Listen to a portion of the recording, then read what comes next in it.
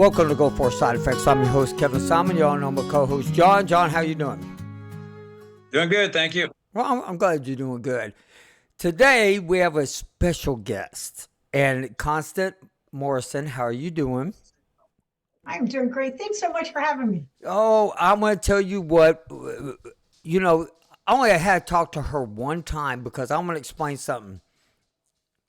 She spent 21 years, correct? In the United States Navy as a corpsman and worked your way up to a chief. But I want you to tell everybody a little bit about yourself, and then we're going to go into some details about some of this stuff. I'm excited. Oh, that's great. So thanks so much for having me. I'm really excited to get to talk to your audience and talk about the things that have happened. So I joined the Navy. I was old when I joined. I'm old now, a little older. As long as there's Clairol, I won't look like as bad as I am. And I joined the Navy as a Navy corpsman, and my first unit actually was the Navy Fleet Hospital, which we were Fleet Hospital 20. We got recalled to go to Desert Storm, and then we became Fleet Hospital 15, and then that's my plank owner certificate. So that's how I got that. After I came in because I was a paramedic. I had already been a paramedic for years, and had been going to school, for other things subsequent to that. And then after I spent a couple of years, after Desert Storm and went back to school. I have a master's degree from Wharton, and then I went to a PA school and became a physician's assistant too. But I just have to tell you how much I loved being in the Navy. It was such a good thing for me. And when I look at the people that I served with, particularly in Desert Storm, I was probably the most fortunate to have good leadership, really great medical people that helped me and to show me how to do this well and how to make it something that isn't something that you hated. And so I stayed in. It was almost 22 years. I'm going to tell you, I would absolutely do it again. I hope we don't have to. If you're it's a bad year, but but it's great. It's been good for all of us. Yeah. What's that background noise? I don't hear anything. You hear anything? I hear it, but I don't know what it is. I don't know where it's coming from. The ding, ding, ding. Is that what you heard? No, it's people talking. It is. Oh, I don't hear it. I don't hear anything. And so, sorry about that, audience. I was just like, okay, that is where somebody's dinged into my conference here. So it's a Chinese, like we were saying, TikTok. Right, yeah. I love that. That's a good call. Now I'm going to explain to everybody what a planker is. A really, really big deal. And I can still hear them. Yeah, I don't know where they're coming from. See, I'm here in Iowa. Maybe I'm too far away. I don't hear anything. I have no idea what that is. It's almost like somebody ringed into us. Can you understand them? No. Oh, okay. And so, well, yeah, it's crazy. It's probably John. John's probably making, he's like, I'm going to mess with these two Navy because it's Army. It's not the Army guy. Come on. Right. And so, no, thank you. And so a planker is a really big deal. It really is. Yeah. For everybody who doesn't know, that is somebody who first gets out there and is the very first person to join a unit in the Navy or a ship that has been commissioned. And then are they also plankers, or I don't know what they call them, to be the last one off of the command? Well, I don't know what that's called, but there are quite a few more of those than there are of these. Okay. Is it a poor bastard if you're the last one off, that kind of thing? You're down with the ship? Well, sorry. I'm just sorry. That is so mean, John. I mean, see, and there you were taking up for him earlier. So I just want you to know that's how he rolls. That's what happens. Sorry you left it open. So when Kevin says plank owner, so Constance being the first individual on a ship, that's what they mean by being plank owner. Because I know when I read it and the information you said is kind of what in the world is a plank owner? So it's excuse me, first person on a ship, first person period or first? No, it's the first group of people on the ship. So when they put the USS Constitution together, you actually had to kind of fund the ship when you came on board. So you paid for a plank so you could be a member, and then all of us kind of were the ship. So this was the first unit that was stood up right as the Desert Storm got started, so that we could go and be in combat. Okay, and so, and also, John, it is not somebody who walks off of the side of a ship with a piece of like 2x8 or something like that. I just want you, for all you Army, Air Force, most of the Marines know, so I'm not going to mess with the Marines. No, you don't walk the plank. So a little bit of me was wondering, so thanks for clarifying. Let's talk a little bit about because before the show, you were kind of telling us about that. As an enlisted, you did not have to go to boot camp. No, I did not. I was in a very unusual program, and I don't even think they have it anymore. It was called APG, which was Advanced Pay Grade. And if you joined the Navy with a skill that the Navy was looking for at that time, then you could come in at an advanced rate. And so I came in as an HM2, which means I was an E5, and I didn't go to boot camp. Now, I had to go to a thing called APG school, which was down in New Orleans, which sounds really good. It was on the Algiers side. It wasn't that great, but it was good. It was a kind of like a real quick way to learn how to be in the Navy, where they taught you all the things you really needed to know about, like the stuff that matters, like who do you salute, who do you not salute. They did not, however, teach us how to march. So I just wanted to I was going to say they didn't teach how not to fall down. No, just stop it. But they did not, I'll tell you.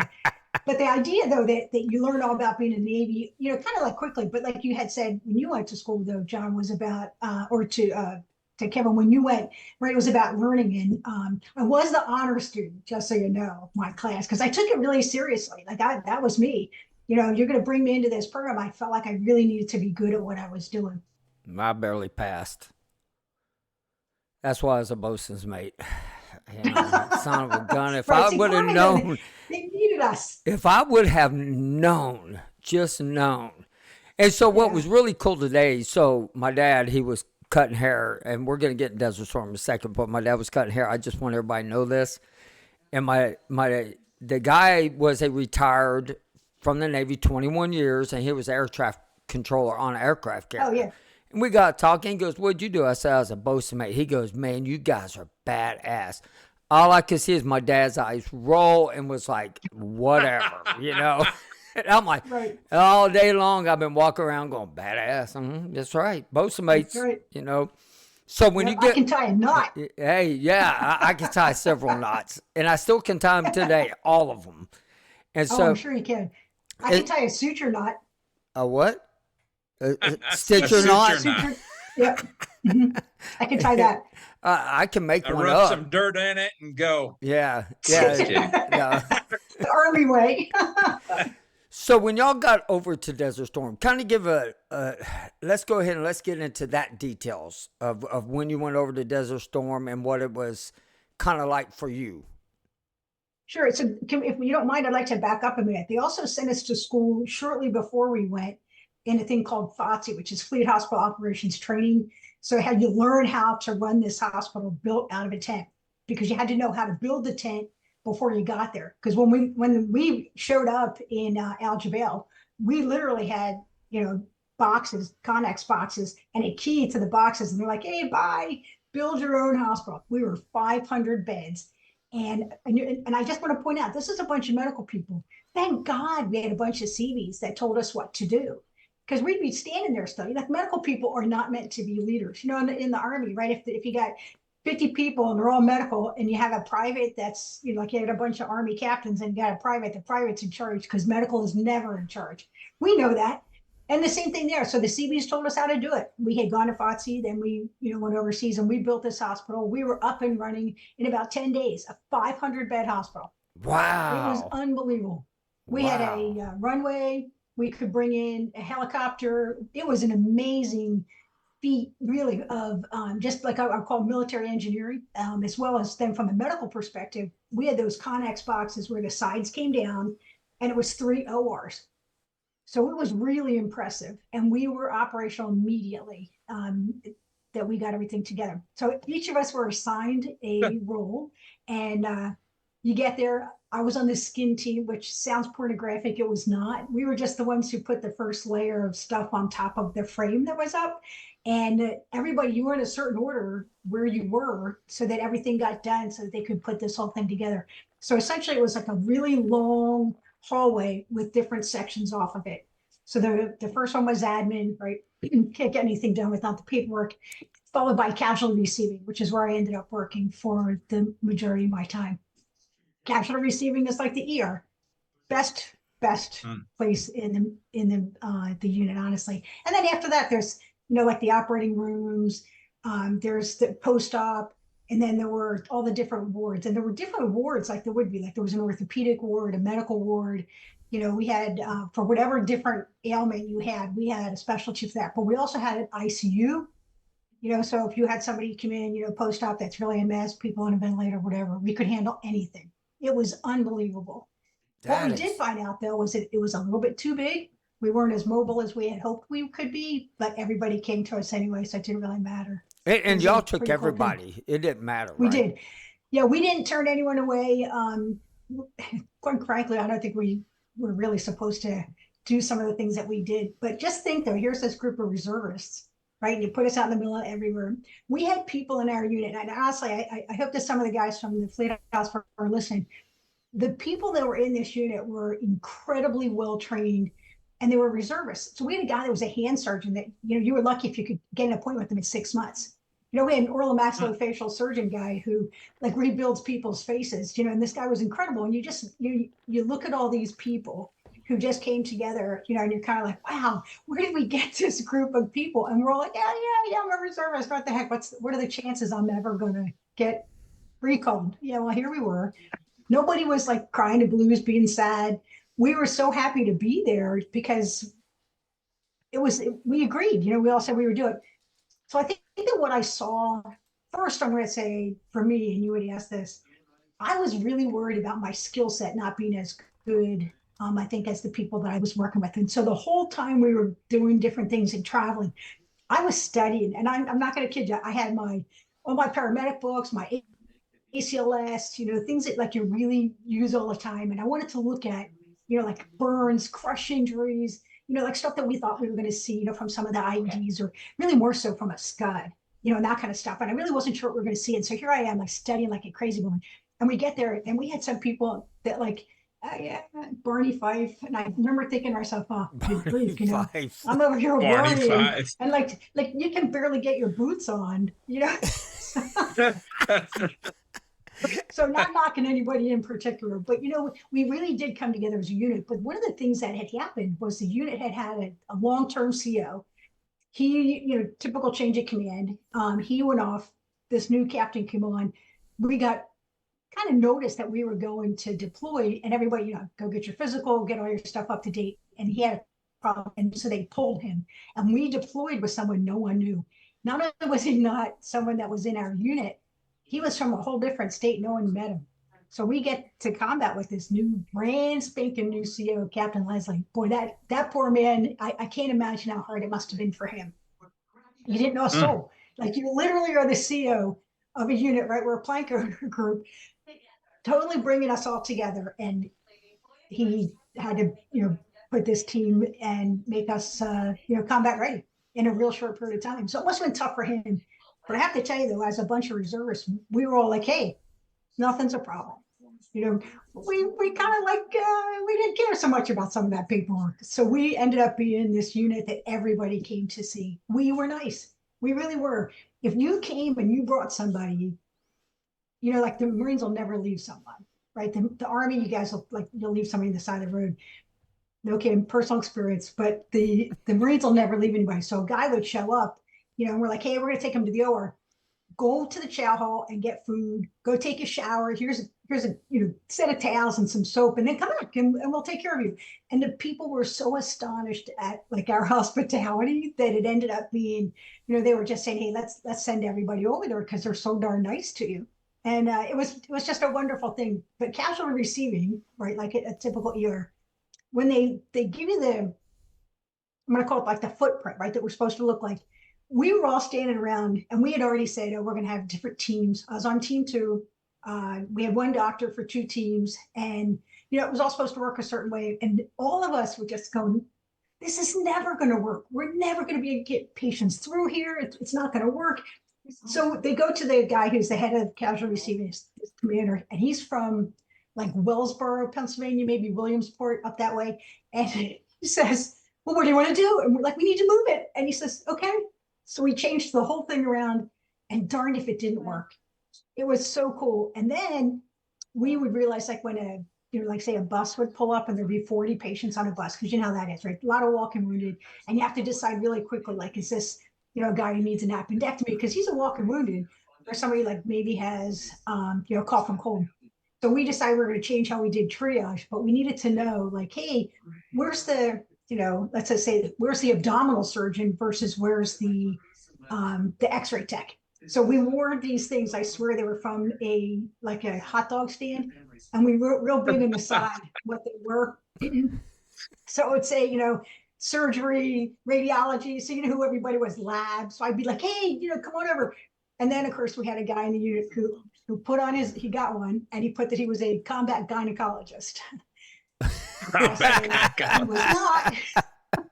But like we're a bunch of military people in the middle of nowhere. So, but it really, honestly, it was a wonderful opportunity though, where you could see that people came together. The thing that we saw though early on was camaraderie, the willingness to do whatever needed to be done. We were going to do it, and we were going to make the Marines successful. The biggest thing a Marine wants, right, if you get injured, is to go back in theater, right? You don't want to go home.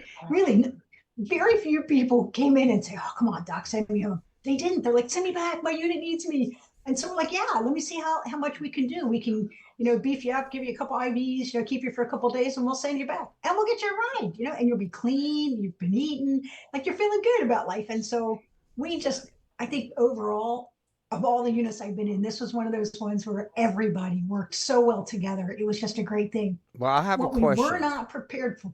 Absolutely, sorry. I have a serious question. Did y'all use like medicine to numb the pain, anesthesia, all that stuff? You're breaking up, Kev. Everything that you could possibly need. Everything. Our AMOL was amazing. We had a regular hospital pharmacy, regular anesthesia. Yeah. I mean, I have a bunch of pictures. Like, I was always putting sutures in people, and because casualty receiving is like move you and groove you, and we would work those 12-hour shifts. So you worked 7A to 7P for 6 days, a duty day, 7A to 7P, 6 nights, a duty night, and then I kept on going. So I'm astonished.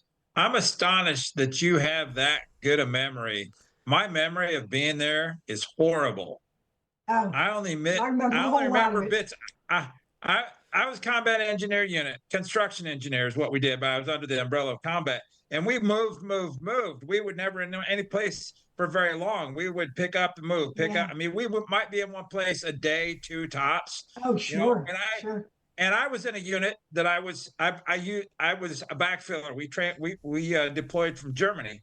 And listening to you and talking, everything seems like it's like yesterday for you. And I'm like, how would she remember? I know. I'm over there going, wait a second. At that time, I was doing this, and I might have been doing that, That's right. I might have. Wow. Oh, let me show you some pictures. I actually got some out so I could show you. Oh, yeah. I want to see some because, being out there at, a part of a medic team, I mean, I know – as far as the Marine goes, that they love their corpsmen. Their corpsmen. Yes. Okay. Yeah. And I liked our doctor, our second one, not first one. And you don't like us all. Some of us can be hard. Oh yeah, well, you have kidney stones, and they're over there going, yeah, no, you can pass it. Take an ibuprofen. Yeah. What shit? Ibuprofen. No, I'm like, what? I will say we had fabulous medics. I didn't knock on wood have to use them, but I got screwed. We had great medics. It matters. It really does. It does. Yeah. I think it does too. Show me a couple pictures. So let's put them up here. Hopefully you can see this one. Oh, This is one of the first helicopters that came in. We went down to meet them. Now, our helicopter can only bring 4 patients.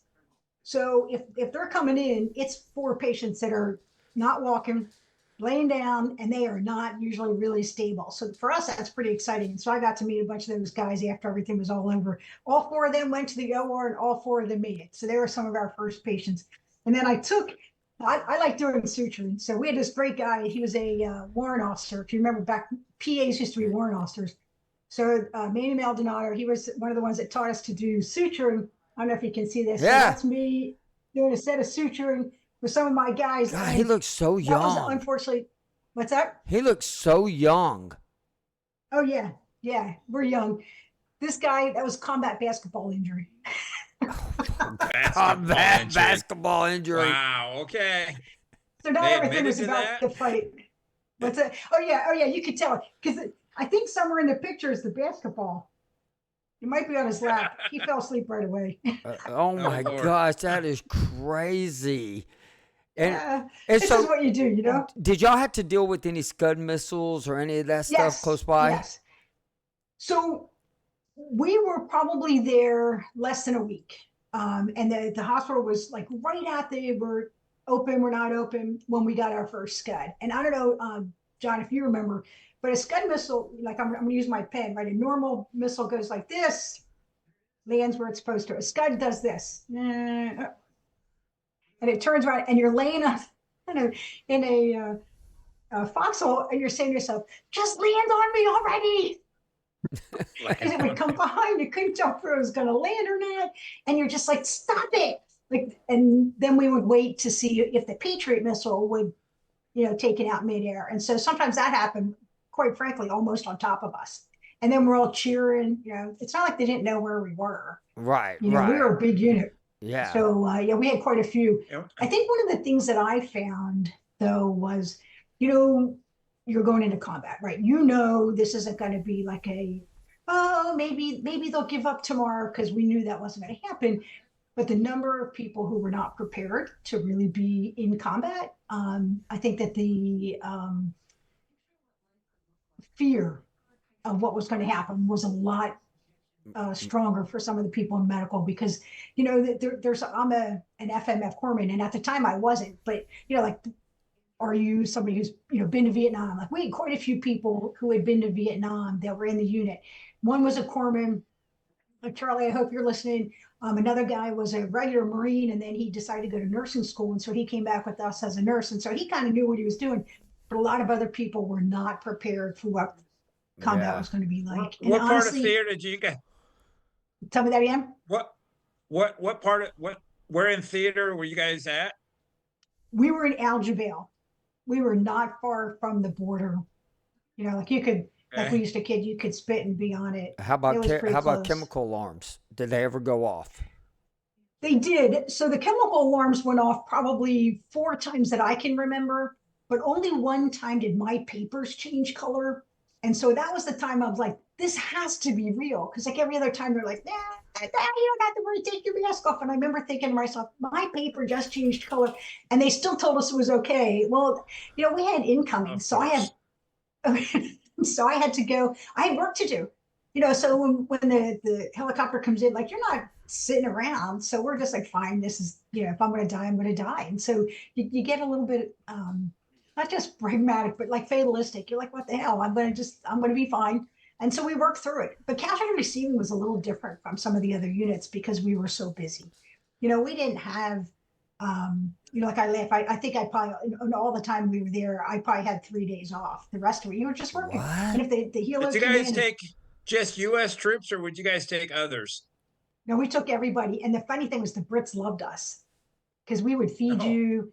I don't know if you've seen this. The Brits have this medical book, and essentially, if I can't save you with my 2 hands and a 4x4, you're a dead man. And the Brits are like, oh, we're going to the Americans. They treat everything. We treated STDs. I mean, some crazy stuff, guys. Oh yeah, that is crazy. Oh, it does surprise me. Who had time to have sex with somebody is what I want to know. Yeah, no kidding. Yeah, well, okay. So, did you ever treat anybody for chemical warfare out there, like blister agent? Did y'all ever see any of that kind of stuff, or severe rashes that y'all can explain? Yes, we saw lots of rashes. We treated the Senegalese plane that crashed. I don't know if you know about those guys. I think only one person lived from that. They were burned, but I don't think it was obviously it was a whatever caused the plane crash. But so we saw lots of rashes and lots of, like you had said, responses to the anthrax shot, not just from our guys, but other than that. And then did the medical, how did the medical personnel respond? What was the communication amongst you all as to what caused this? okay, so you're asking like that, in the $10,000 pyramid. I couldn't tell you. What we were told was to make sure that they got to see a dermatologist because we had one. But a lot of it, we didn't know what it was. We didn't know what was causing it. Like, the normal things that when you were over there, and I'm sure that this happened to you, right? You start sweating in places you didn't know, and sand is in places that it shouldn't be, and that's chafing, and you're just like, oh, for goodness sakes, like, you're starting to do this, like every time you turn around. So we didn't know, was it just the environment or was it something else that had been introduced? So we don't know. Even post, like when we were doing some of our research papers, we really did not know. Wow. Yeah. That's what's crazy is, people coming in that you actually couldn't verify this stuff. But for trauma nurses and all that, I give y'all so much credit because somebody asked one time, would you rather go in to battle with a trauma nurse from the military, trauma nurse from the military, or would you rather go in with the brightest, smartest surgeon in America that's never seen trauma? And everybody's like, trauma nurse. We'll take them anytime. You want a Navy corpsman. Yeah. You want somebody who knows what the hell they're doing. Well, that's what I want. Right. I want somebody who can keep me alive. But they're not afraid either. Like our training is incredible. And when you look at, at the time, now remember, I was only in 11 months when I was in combat. And so I was, just a trauma paramedic. That was my specialty. But when we went to FMF school, that's 6 months of learning to be, this combat person. Subsequent to that, though, they did change the school, because now they want everybody to go because, like with Iraq and Iran and all that, it changed a lot of things. And then they kind of, I'm going to call it diluted the school. So it's not as hard.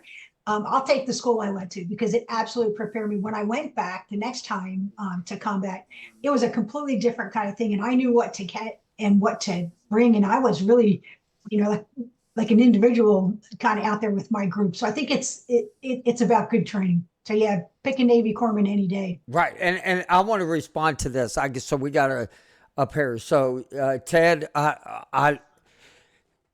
we're going to be hitting that one day. So Ted Miller, and he's like, that a lot of people talk about medical and supply and all that stuff. I was on a supply ship, and I was a bosun mate, and so we are actually going to be doing a San Jose reunion, my ship, on this podcast about what it was like to be on a supply ship or dealing with supply every day. And I want to tell you, I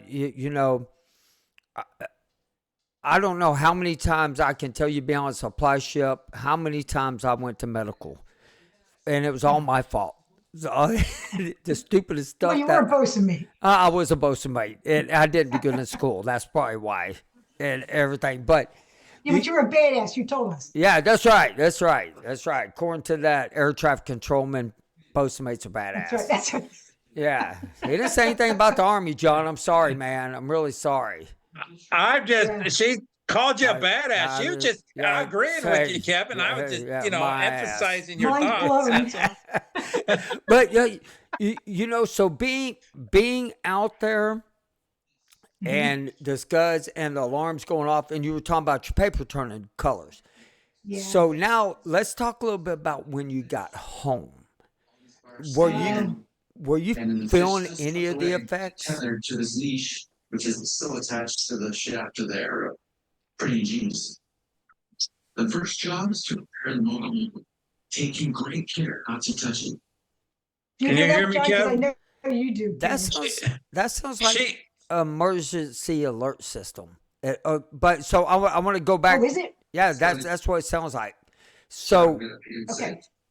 I think that maybe what we should talk about on that part is.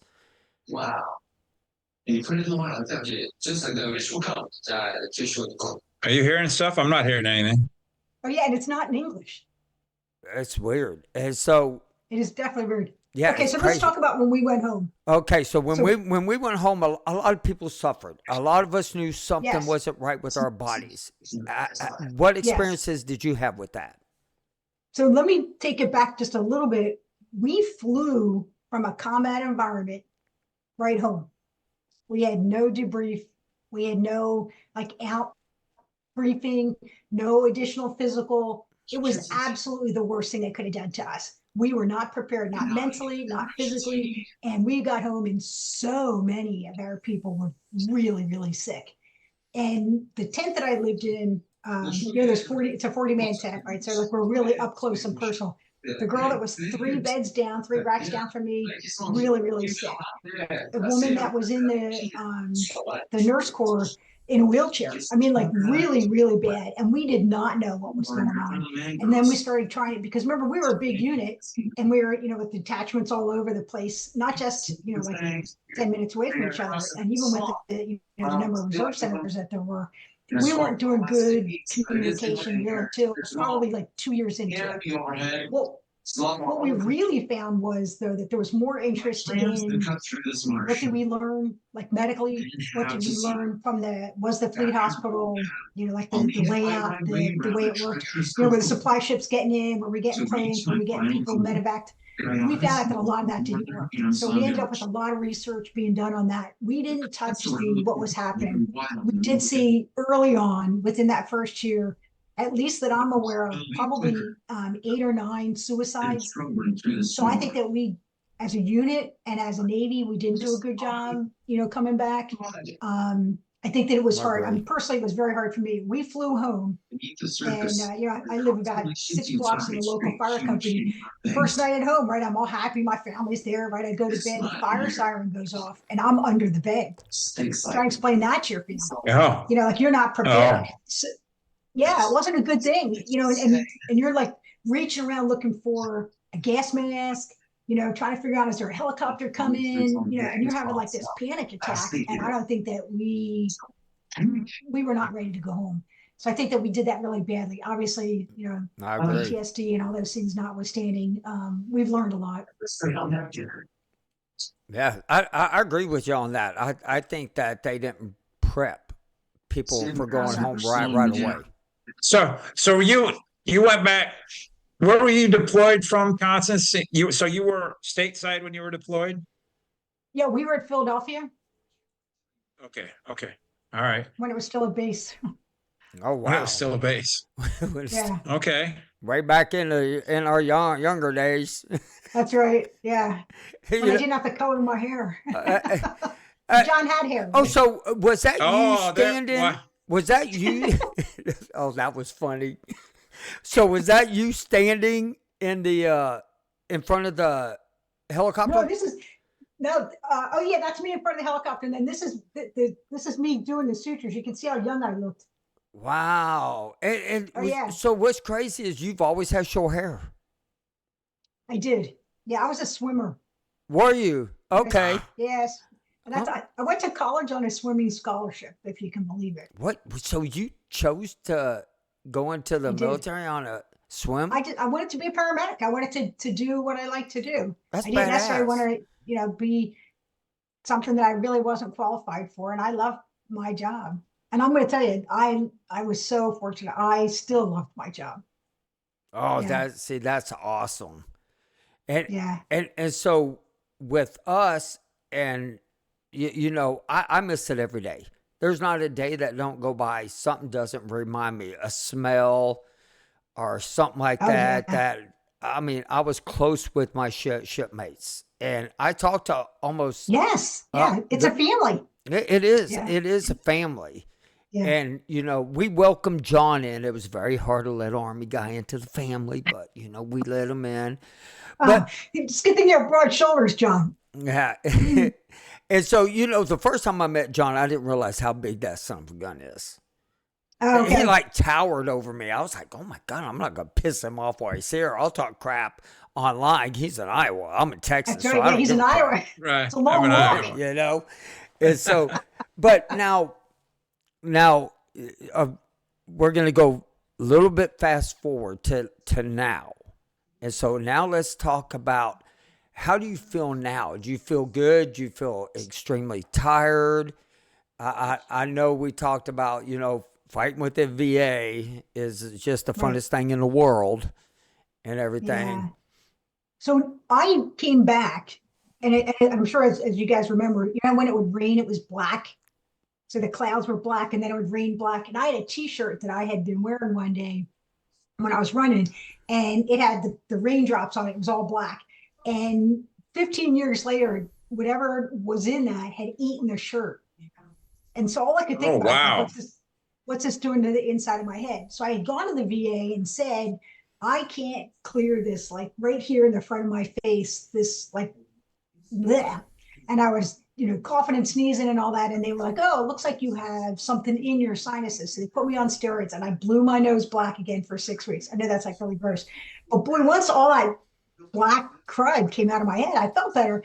And they're like, oh, we'll apply for benefits because this might be long going. So I did. Everything was declined. And subsequent to that, I've had sinusitis like everybody else, and allergies that I never had before. But I just think, like I work really hard at being healthy, right? Trying to not gain weight and, do all those other things. But I think that what, I can say is I certainly have had skin cancer, which I think, does not run in my family. And although, we're outside, right? We wear a ball cap because that's what the Right. Navy says. And so then your ears and your neck are always out in the weather. And, the Marines don't have there's no gray area to the Marines. If this is the uniform, that's what you're wearing. So that's what you're doing. So I think that I'm overall pretty healthy. I think I'm better than most people. I am participating in the Millennium cohort study, which I did post on the website. If you guys are looking for some additional data, there's a lot of good research from that about what we've been exposed to. But the funny stuff is, like, when I look at some of that, like the idea though that we didn't ever talk to anybody about mental health. And I think that most of the people that, particularly in my unit, we were reservists. I mean, these weren't people that were like really ready to go. They Right. were like, I'm going home to my family. I'm going back to my civilian job. And we weren't even gone that long. We arrived in country, just before the war started, and we didn't leave till April. It's only 4 or 5 months for some of us. It wasn't that long. And yet at the same time, people were totally messed up health-wise. So I think that if you look at some of those, I think it makes it really hard to determine what are we seeing as a unit. We see a lot of people with neurodegenerative diseases, like you had said about the things that you really don't see, lots of stuff where you're getting lumps and bumps and growths. And it's been very disappointing that we're not seeing that people are being, really, I think, embraced by the communities. How can we help you? Because it was tough. It was not like I think any of us expected it to be. Yeah, I agree with you. We're going to get short on time here. And so I want, is there anything else you would like to add, Constance? Oh, you know what? Don't give up if you're not getting what you need from the VA. Keep going. I think that it can be really depressing Yes. and discouraging to keep trying, but it is something that we can learn from it. So that the more people that are in these studies, this Millennium cohort study now, it's 24 years already. They've learned so much. But it's funny. I look at I like data, right? Because it tells you so much. And I was taking some of my notes. When we went to Desert Storm, right, the majority of the people in the unit were between 45 and 55. Think about how old that is to go into combat. So those people, I think, at that age, which is not the typical age of somebody who was in the military, right, which is, the typical Marine, right, he's 18 to 23, fit, not over the body fat, has no diabetes, no other things going on with them. And then you send a bunch of older people and we respond differently. And I think that so our reactions and our response to whatever we were exposed to is really not probably what most everybody else in the military saw. So I think that really has changed a lot of like how we should think about what was going on at the time. And we look at the, like even for us at the hospital, although the majority of our time was for non-battle, we still did 20% of the battle casualties. And everybody can be like, oh, it wasn't that busy. You know what? All you need to do is be in combat one day, get attacked, and what that feels like, and then see a battle injury. From a person who's in healthcare, to see that somebody who's been blown up or injured in another way, whether it's, like even hand-to-hand combat or, just from a rifle wound, it's pretty devastating. So I look more at, I think that we have a whole lot of training that we could still do, that we could explain to people that this is I what you're going agree. to see in combat. That it's not like working at, like Johns Hopkins, a trauma center. It's not the same. And we really should spend a little bit more time preparing people for what it could look like, because it can be pretty horrible. And until you do it, you don't know what it feels like. Oh, And no, it can be, I agree. the person that you think is going to be the most awesome is the one that goes to pieces. Yeah, that's a great statement. Great statement. And we're going to end it there. We're going to hit the after the show. We're going to hit the after the show. I don't know what the show whoa was, but we're going to hit the old people show. Yeah, we're going to hit the old people show and the after show. But I want to thank you for coming on, Constance. I really appreciate thank it. you. John, you also. This was fun. I hope that some of the guys in my unit will sign on. There's some great people you should interview. I would love for them to come on. If y'all are listening, y'all email me at kevinsimon@goforsideeffects.com. And then, or you can just send me a message, straight through our Go For page. Y'all go check out our YouTube, catch up on the latest episodes. Love for y'all. And, we also have the Patreon is where we're going to go to the after show. And y'all go check that out too. So I want everybody to have a really good night. And, thank you so much for coming on. It was a lot of fun.